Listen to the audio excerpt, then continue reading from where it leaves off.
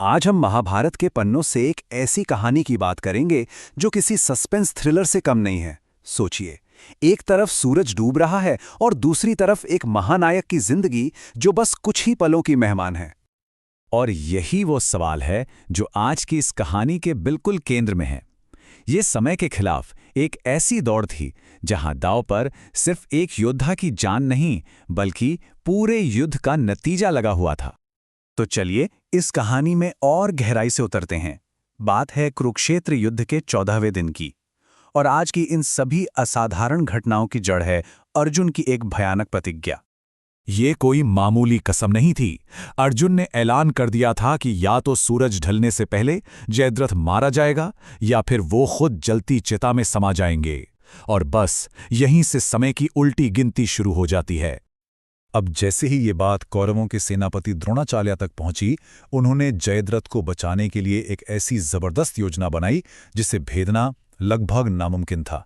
एक अभेद्य सैन्य किला। देखिए, सबसे पहली चुनौती तो थी दूरी। अर्जुन और जयद्रथ के बीच पूरे 36 किलोमीटर का फासला था, और ये फासला एक विशाल सेना से लड़ते हुए पार करना था। द्रोणाचार्य की पहली दीवार थी शकट व्यू। ये गाड़ी के आकार की एक मिलिट्री फॉर्मेशन थी जिसका एक ही काम था, अर्जुन के शुरुआती सबसे जबरदस्त हमले को झेलना और उसकी रफ्तार को धीमा कर देना। और अगर मान लीजिए अर्जुन इसे पार कर भी लेते तो उनका सामना होता पद्मव्यूह से। ये कमल के फूल जैसा दिखता तो था, पर असल में एक जानलेवा भूल भुलैया था जो किसी भी दुश्मन को अपने अंदर खींचकर फंसा लेता था। और फिर सबसे अंदर सुरक्षा की आखिरी परत थी सूची व्यूह, एक सुई जैसी तीखी रचना जिसके बिल्कुल आखिरी सिरे पर कर्ण और दुर्योधन जैसे सबसे मजबूत महारथियों के पीछे जयद्रथ को छिपाया गया था। द्रोणाचार्य अपनी इस अभेद्य योजना को लेकर पूरी तरह से कॉन्फिडेंट थे। उनका मानना था कि अर्जुन के लिए इन 3 दीवारों को तोड़कर जयद्रथ तक पहुंचना असंभव है। जैसा कि उन्होंने कहा, दिन बहुत छोटा है। लेकिन जैसे ही युद्ध शुरू हुआ, अर्जुन मानो एक तूफान की तरह कौरव सेना पर टूट पड़े। वो सेना को चीरते हुए आगे बढ़े, यहां तक कि उन्होंने अपने गुरु द्रोण से लड़ने में भी वक्त बर्बाद नहीं किया और उनके बगल से निकल गए। पर दोपहर होते होते एक बड़ी मुश्किल आ खड़ी हुई। अर्जुन के रथ के घोड़े लगातार दौड़ने की वजह से पूरी तरह थक चुके थे और प्यासे थे। वो एक कदम भी आगे नहीं बढ़ पा रहे थे। अर्जुन की रफ्तार अचानक से थम गई थी। और यहीं पर कृष्ण ने अपनी अद्भुत रणनीति दिखाई।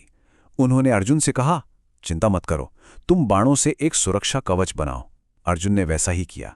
फिर कृष्ण ने पर्जन्य अस्त्र यानी पानी बनाने वाले दिव्य अस्त्र से जमीन से पानी निकाला और उस सुरक्षित पिंजरे के अंदर घोड़ों को आराम से पानी पिलाया। जरा सोचिए, भीषण युद्ध के बीच में रुककर घोड़ों को पानी पिलाना। कौरव सेना तो ये देखकर हैरान रह गई। उन्हें समझ नहीं आ रहा था कि ये अर्जुन का आत्मविश्वास है या फिर पागलपन। लड़ाई फिर से शुरू हुई और अब धीरे धीरे शाम ढलने लगी थी।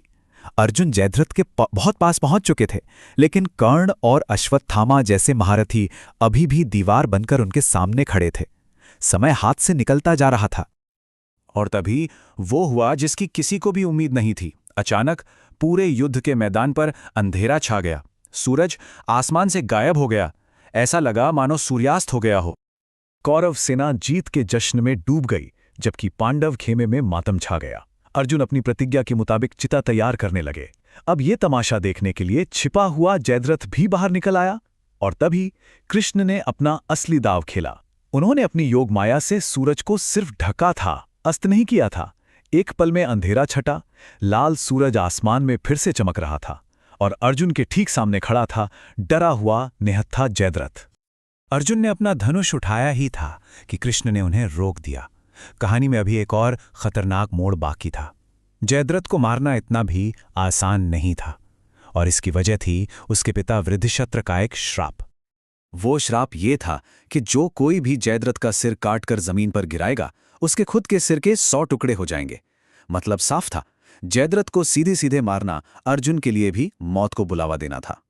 तो कृष्ण ने एक ऐसी योजना बताई जो सुनने में ही नामुमकिन लगती थी। उन्होंने कहा, दिव्य ऐन्द्रास्त्र का इस्तेमाल करो। इससे जयद्रथ का सिर काटो, लेकिन उसे जमीन पर गिरने मत देना। बाणों की मदद से उस सिर को हवा में ही उड़ाते हुए ले जाओ और मीलों दूर तपस्या कर रहे उसके पिता की गोद में गिरा दो। और अर्जुन ने ठीक वैसा ही किया।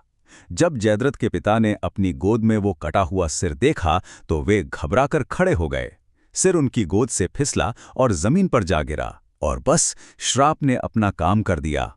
वृद्ध शत्र के सिर के भी 100 टुकड़े हो गए। कुरुक्षेत्र के मैदान में अब सूरज सच में डूब चुका था। अर्जुन की प्रतिज्ञा पूरी हो गई थी। पांडवों ने एक बहुत बड़ी जीत हासिल कर ली थी। लेकिन ये तो सिर्फ एक दिन की कहानी थी। उस दिन की घटनाओं ने कौरव सेना का मनोबल पूरी तरह से तोड़ कर रख दिया।